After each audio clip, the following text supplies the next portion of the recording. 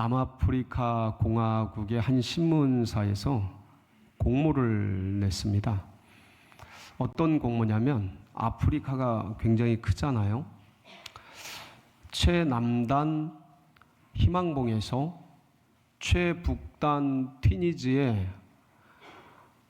라스안젤라까지 약 11,000km입니다.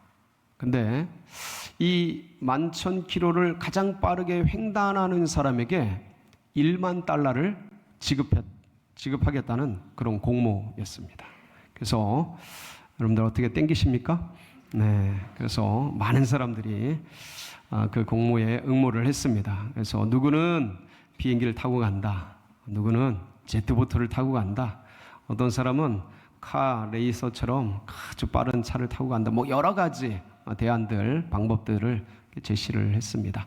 그러던 중에 어떤 사람이 이런 방법을 제시를 했습니다. 그랬더니 그것을 본 사람들이 다들 고개를 끄덕이면서 인정을 하는 겁니다. 그 방안이 뭐냐면 사랑하는 사람과 함께 간다. 아무리 긴 거리이지만 사랑하는 사람, 연인이나 사랑하는 친구나 사랑하는 가족과 그 여행을 하면 아무리 길더라도 가장 짧게 느껴질 것이라는 이유가 그 대답이었습니다. 다들 여러분들 고개가 끄덕여지십니까? 네, 인정되시죠? 네, 아프리카 속담에 그런 속담이 있습니다. 빨리 가려면 혼자 가라. 멀리 가려면 같이 가라. 아프리카는 천지가 넓잖아요. 밀림도 있고 사막도 있습니다. 산맥도 있고요. 산도 있고. 그러니까 밀림을 혼자 갈 생각을 해보세요.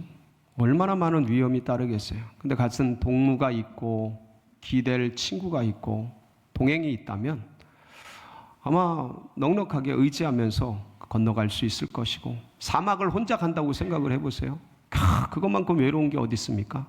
네, 같은 함께 할 수 있는 친구가 있다면 아마도 서로 의지하면서 혼자보다는 훨씬 원활하게 이 모든 것들을 건너갈 수 있을 것입니다. 그렇습니다. 어디 먼 길을 간다라는 게 쉽지 않은데 인생길은 아프리카를 횡단하는 것보다 더 어려운 것 같습니다. 아프리카의 11,000km보다 훨씬 더 먼 길이 인생길인 것 같습니다. 이제 올 한 해 2025년 또 우리에게 주어진 인생의 길을 떠나게 되는데, 이 한 해 누구와 동행하면 가장 행복하고 가장 은혜롭고 가장 기쁘고 가장 의미가 있을까? 여러분들 누구와 동행하고 싶으세요? 맞습니까? 네, 여러분 2025년 하나님과 동행하는 그런 복된 새해가 되시기를 축복합니다. 여러분 오늘 말씀은 하나님과 동행했던 에녹에 대한 말씀입니다. 에녹이라는 이름은 성경에 여러 명 등장을 하는데, 가인의 아들 에녹은 하나님을 대적한 사람입니다. 근데 오늘 등장하는 야렛의 아들 에녹은 하나님과 동행한 사람입니다. 그런데 이 에녹이란 이름이요, 가르치다 이런 뜻이에요. 감화시키다 이런 뜻입니다. 그러니까 교사 뭐 그런 뜻이죠. 그런 뜻인데, 이 야렛의 아들 에녹이 처음부터 하나님과 동행한 사람은 아니었습니다. 처음부터 하나님의 말씀을 가르치고 감화를 주고 그랬던 사람이 아니었습니다. 어떤 하나님과 동행하게 된 어떤 계기가 있었어요. 여러분 그 계기가 뭔지 아세요? 그거를 오늘 본문 21절 22절에 기록을 해두고 있습니다. 같이 한번 보실까요? 21절 시작. 에녹은 65세 무드셀라를 낳은 후 300년을 하나님과 동행하며 자녀들을 낳았으며. 자, 65세 에녹이 뭐 했다고요? 첫 아들을 낳은 거예요. 그 아들 이름이 무드셀라였습니다. 근데 성경을 보면 무드셀라를 낳은 후 65세 무드셀라를 낳았어요. 300년을 하나님과 뭐 했더라? 동행하였더라. 이렇게 기록하고 있습니다. 그러니까 첫 아들 장자인 무두셀라를 낳는 사건이 아마도 에녹에게는 어떤 깊은 내면의 충격적인 먼 사건이었었던 것이 틀림이 없습니다. 왜냐하면 그 이후에 하나님과 동행을 시작했으니까. 자, 근데 이 말씀을 되짚어 보면 65세 무두셀라를 낳고 하나님과 300년을 동행을 했다면 65세 이전에는 하나님과 동행을 하지 않았다는 의미가 내포되어 있습니다. 동행이라는 단어는 히트할라크라는 히브리어입니다. 영어로는 walk with라는 뜻이에요. 누구누구와 함께 걷다라는 뜻이에요. 이 뜻은 좀 더 확장시키면 그 의미가 생활 방식을 따르다, 삶의 방식을 따르다라는 거예요. 자, 그러면 하나님과 동행했다라는 것은 하나님의 삶의 방식을 따라서 생활하다, 하나님을 따르다라는 의미이겠고, 하나님과 동행하지 않았다라는 것은 하나님의 삶의 방식을 따르지 않았다, 하나님을 따르지 않았다라는 의미가 될 것입니다. 그럼 65세 이전에는 에녹은 하나님의 방식을 따르지 않고 누구의 방식을 따랐다라는 거예요? 뭐 볼 거 있겠습니까? 이 사람은 모태신앙입니다. 하나님을 거역하거나 반항한 사람은 아닙니다. 아마도 지금으로 말하면 예배도 드렸을 거고요, 교회도 다녔을 겁니다. 그런데 무늬만 크리스찬인 거죠. 예, 모태로부터 신앙생활을 했으니까, 할아버지, 아버지로부터 신앙을 다 보고 배웠으니까 어떤 그런 문화적인 컨텐츠, 크리스찬의 외적 모습은 있지만 내면의 하나님을 향한 진실된 신앙, 본질적 어떤 주님을 향한 갈망, 영적인 진정성, 이런 것들은 그렇게 찾아볼 수 없는, 지금의 우리식으로 얘기한다면 명목상의 크리스찬, 내지는 아마도 종교인으로 이런 식으로 불릴 만한 어떤 문화적 크리스찬, 관행적으로 교회에 다니는 그런 사람이었을 겁니다. 그러니까 주님의 방식이 아니라 교회는 다니고 예배는 드리지만 그냥 자기의 길을 자기 스스로 가는, 자기 삶의 방식을 자기의 감정과 생각에 옳은 대로, 자기 소견에 옳은 대로 살아가던 그러한 사람의 삶의 양식을 가지고 있었던 게 에녹이었던 것이죠. 그러니까 이게 무슨 말인지 우리는 너무나 잘 압니다. 왜냐하면 주변에 그런 분들이 꽤나 많이 있으니까. 교회는 다녀, 예수는 믿는다 그래. 근데 삶의 방식은 자기식인 거죠. 예, 자기가 원하는 대로 살아가는 거죠. 그러니까 주님의 뜻을 따르는 게 아니고 자기가 원하는 그 길을 걸어가는 거죠. 아마 에녹이 그랬던 삶을 살았던 것이죠. 그러다가 첫 아들을 낳는 사건을 접하게 됩니다. 여러분들 여기 계신 분들은 아마도 다들 아기를 이렇게 가져보시고 낳아보시고 또 주변에서 아기를 낳는 걸 보시고 뭐 그런 경험들을 다 가지고 계신 분들이기 때문에 아마 편하게 나눠도 될 것 같습니다.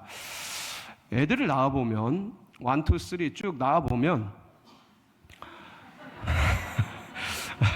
그래. 낳아보면 보통 통계적으로 그런 것 같아요. 누가 제일 낳는 게 어렵습니까? 첫째가 낳기가 제일 어렵습니다. 왜 그런 거 하냐면 엄마 아빠가 되는 게 처음이고 서툴러요. 부모도 이게 두려웠고 남들이 다 하지만 내일이 되면 이게 낯설고 막상 이제 아이를 낳으려 그러면 굉장히 불안하고 두렵고 그렇습니다. 그리고 또 첫째, 둘째, 셋째 이렇게 비교를 해보면 첫째가 항상 예정일보다 다 그런 건 아닙니다. 제대로 나오는 애도 있고 먼저 나오는 애도 있지만 보통 첫째는 예정일보다 늦지요. 늦습니다. 그래서 좀 많이 뱃속에서 커져 나와요. 그러니까 난산이 되는 경우들이 꽤 많습니다. 대표적인 게 저희 집입니다.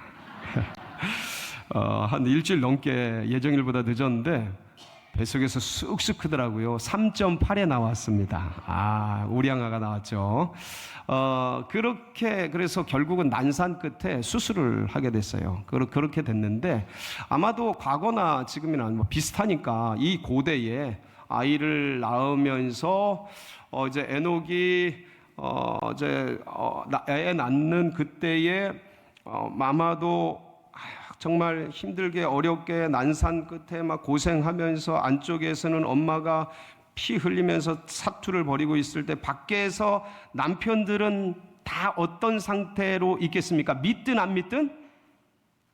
믿든 안 믿든? 제발 손가락 10개, 발가락 10개, 눈알 2개 잘 달려서 건강하게만 낫게 해주세요. 간절히 기도를 하죠. 누구나가 겪는 문제입니다. 그러면서 안쪽에서는 그냥 고통을 못 이기면서 이 엄마가 그냥 힘하는 아프는 경행하는 막 이렇게 할 때 밖에서 본의 아니게 죄인 되는 남편들은 그냥 졸이면서 어찌하든 아기가 잘 건강하게 출산하고 무엇보다 산모가 아내가 안전하게 정말 건강하게 이렇게 출산을 마칠 수 있도록 간절해지는 상황이 되지요. 그러면서 지난날의 그 기도의 간절함 속에 내 삶이 반추가 되고 생각이 되고 내가 어떻게 크리스찬은 그래요. 물론 난 크리스찬들도 그러면서 자기 지난날의 삶을 반성할 수 있는 좋은 찬스가 되지만 크리스찬은 그렇게 간절해지면서 내 삶을 마주하게 되고 내가 이렇게 하나님 앞에서 이렇게 살아왔나 하는 그러한 것도 비춰지고 생각나고 그러면서 어쨌든 아기가 잘 출산을 하면서 이게 이 시간들이 넘어가고 지나가게 되죠 또. 그런데 에녹은 넘어가고 지나가지 않고 이게 가슴 속에 남았던 게지요. 그래서 이제 아이의 이름을 짓는데 하나님 아이의 이름을 뭐라고 짓을까요? 기도하는데 무두셀라. 여러분 이 무두셀라라는 이름의 뜻이 창을 던지는 사람이라는 뜻이잖아요. 근데 이게 고대에 무드셀라라는 창을 던지는 사람이라는 게 고대에는 다 이게 노아 홍수 이전이거든요. 전부 시족 사회잖아요. 마을을 중심으로 이렇게 살았던 도시 문명이 아니잖아요. 그러니까 그 한 마을이 있다면 이 마을을 시족들을 지키는 사람이 있는데 그게 창을 던지는 사람인 거예요. 창을 들고 마을을 지키는 거야. 무드셀라가. 이름이 그래요. 의미가. 창을 던지는 사람인데 마을에서 제일 중요한 사람 중에 한 사람인 거예요. 근데 문제는 뭐냐면 이 창을 던지는 사람이 죽으면 이 마을이 위험에 처해지고 망할 수 있고 재앙이 임하는 거예요. 그러니까 창을 던지는 사람이라는 무드셀라라는 이름의 뜻 속에 이 사람이 죽으면 마을이 망한다, 세상이 망한다라는 의미가 내포되어 있는 거예요. 무드셀라라는 이름에. 여러분은 자녀의 이름을 짓는데 이렇게 짓고 싶은 분 계셔요 혹시? 저 아이가 죽으면 세상이 망한다. 부모는 모름지기 자녀의 이름을 지을 때 희망적이고 소망이 있고 의미가 있고 미래가 밝고 아주 아름다운 예은이, 예수님의 은혜, 지혜 이런 이름으로 짓고 싶어 하지. 무두셀라. 제가 죽으면 세상이 망한다. 이거는 에녹이 기도하면서 누구의 마음을 알게 된 거예요? 하나님의 마음을 알게 된 거죠. 하나님의 계시를 듣게 된 거죠. 하나님의 뜻을 보게 된 거죠. 이 이름을, 그 뜻을 이 아이 이름 속에 새겨둔 거죠. 무드셀라. 이 아이가 1살, 2살 먹으면서 자라났겠죠. 에녹은 그 아이의 이름을 부르면서 누구를 생각했겠어요? 이 아이에게 무드셀라라는 이름을 지어주신 하나님이 이 아이가 죽으면 세상을 심판할 것이다. 그러니까 그 아이를 낳고 이름을 지으면서 이 에녹은 하나님의 뜻을 보고 하나님의 세상을 향한 심판, 그것을 알아버린 거예요. 하나님의 섭리를 알아버린 거예요. 그러니까 그동안 살아왔던 삶을 어떻게 하고요? 정리하고 하나님과 뭐 하는 삶을 살기 시작한 거예요? 동행하기 시작하는 삶을 살기 시작한 거예요. 그래서 제가 2부 예배 때, 요 전 2부 예배 때 오늘 교사 임명식이 있었어요. 교사들이 한 100여 명 쫙 같이 앉아 있었는데, 그때 제가 이 말씀을 풀면서 뭐라 그랬냐면, 이래서 교사 교육이 중요하다. 교회 학교 교육이 중요하다. 왜냐하면 이 에녹이 어릴 때부터 모태신앙으로, 그리고 교회 학교 다니면서, 지금 우리 식으로 말하면 교회 학교 다니면서 배우고 익혔던 거, 가정에서 들었던 거, 이런 것들이 쌓이고 쌓여서, 그때는 아직 하나님 만나기 전에는 뭐 명목상의 신자 같고 뭐 그냥 문화적 크리스찬 같고 종교 생활하는 것 같지만, 어느 순간 이 주님의 계시의 하나님의 때에, 베스트의 타이밍에 딱 접속돼서 여기에 스파크가, 영적인 스파크가 딱 튀는 순간 확 변할 수 있기 때문에, 어릴 때 말씀을 새겨두고 아이 때에 이 말씀을 들려주고 하나님에 대한 이런 가치, 하나님 나라의 가치를 새겨주는 게 그래서 중요하다. 아멘이십니까? 이래서 교회에서 교육의 중요성과 교사들이 얼마나 소중한지를 같이 나눴거든요. 그러니까 에녹이 그런 거예요. 어느 순간 이게 애 하나 낳는다고 갑자기 하나님과 동행하지 않던 사람이, 하나님의 방식을 따르지 않던 크리스찬이 하나님의 방식을 애 하나 낳는다고 그런 사람이 어디 있습니까? 이게 뭐냐면, 어떤 그 쌓이고 쌓였던, 어릴 때부터 쌓였던 것이 어떤 스파크가 빡 튄 거예요. 근데 에녹은 그게 뭐 어떤 사건이었어요? 장자 무드셀라를 낳는 사건이었을 뿐이에요. 여러분, 그러니까 기도를 멈추지 마세요. 여러분들 자녀들 잔소리같이 얘기했던 그 어떤 말들이 애들 뇌리 속에 계속 새겨져 있다고요. 지금은 마치 망아지처럼 방황하고 뛰어당기고 하나님 없이 막 지 오른 대로 다니는 것 같아도, 인생엔 수많은 일들이 일어나요. 그 많은 일들 속에서 어느 순간 하나님을 생각하는 때가 옵니까, 안 옵니까? 온다고요. 그때 스파크가 빡 튀는 거예요. 그래서 기도를 멈추지 말아야 되고요, 말씀을 멈추지 말아야 돼요. 그래, 이 에녹은 그게 첫째 날 때 스파크가 튀면서 주님께로 돌아오기 시작한 거예요. 여러분들, 주님께로 돌아온 에녹은요, 그때부터 하나님과 뭐 하는 삶을 살았어요? 동행하는 삶을 살기 시작했어요. 여러분, 동행이라는 것은 아까 말씀을 드렸어요. 누구누구의 방식을 따르다라는 거예요. 그러니까 하나님과 동행한다면 하나님의 방식을 따르기 시작한 거죠. 그러면 그동안 지 마음대로 살아왔다면, 에녹이 자기 마음대로 자기 생을 살아왔다면, 이후에는, 무드셀라를 낳은 이후에는 누구의 방식을 따르기 시작하는 거예요? 하나님의 방식을 따르기 시작하는 거예요. 그게 뭐겠어요? 첫째, 하나님의 말씀대로 살기 시작하는 거죠. 그동안 자기 소견에 옳은 대로 살아왔다면 이후에는 하나님의 말씀대로 살기 시작하는 거예요. 그러니까 말씀을 읽는 게, 여러분 이제 우리가 첫 주일이잖아요. 신년 이제 출발을 하잖아요. 여러분, 말씀을 읽는 게 그렇게 중요한 거예요. 이게 말씀을 듣는 게 그렇게 중요한 거예요. 이게 아무것도 아닌 것 같아도요, 물이 쫙쫙 빠져나가도 콩나물 시루에서 물이 쫙쫙 빠져나가지만 콩나물이 자라듯이, 말씀을 자꾸 듣고 읽고 묵상하고 암송하고 이렇게 하면 어느 순간 이 말씀이 영혼을 자라게 합니다. 아멘이시죠? 그래서 이 말씀을 여러분 작정하고 올 한 해 또 읽기를 바랍니다. 그리고 묵상하고 연마하고 훈육하고, 이 에녹이 주님께 묻고 듣고 순종하면서 주의 말씀을 따라가기 시작했어요. 동일하게 기도하는 거죠. 주님의 뜻이 무엇인지 금방도 말씀을 드렸어요. 주님께 묻고 그리고 듣고 그 길을 순종하면서 기도하면서 주님의 뜻을 붙잡고 이 믿음의 길을 가는 겁니다.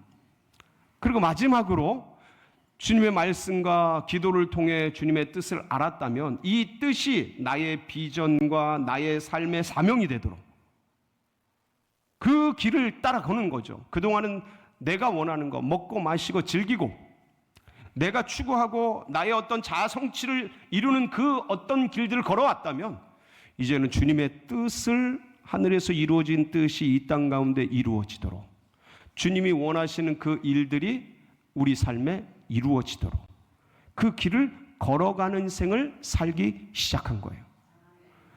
여러분 오늘 이 자리가 저는 마치 에녹이 무드셀라 첫 아들을 낳는 사건에 하나님과 동행을 시작한 것처럼 전 1월 5일 이 날이 여러분에게 하나님과 동행하는 출발을 하는 그런 복된 시간이 되기를 바랍니다. 놀랍게도 에녹이 무드셀라라는 이름을 지은 이 아이는요 969세를 최장수를 합니다. 근데 중요한 건 969세를 살던 그 해가 언제냐면 노아가 600세 되는 해였어요. 무드셀라가 죽습니다. 그 해. 근데 그때 노아가 600세 되던 해 뭐가 터져요? 노아의 홍수 사건이 터지게 됩니다. 그래서 말씀이 그대로 이루어져요. 근데 놀랍게도 에녹은 죽음을 보지 않고 하나님께서 그 에녹을 기뻐하심으로 산채로 들림받는 그 아름다운 역사가 일어나게 됩니다. 전 이 말씀을 너무 사모합니다. 주님 저 죽고 싶지 않아요. 주님 저 산채로 주님을 만나는 그런 축복 부어주세요. 여러분 기도하세요.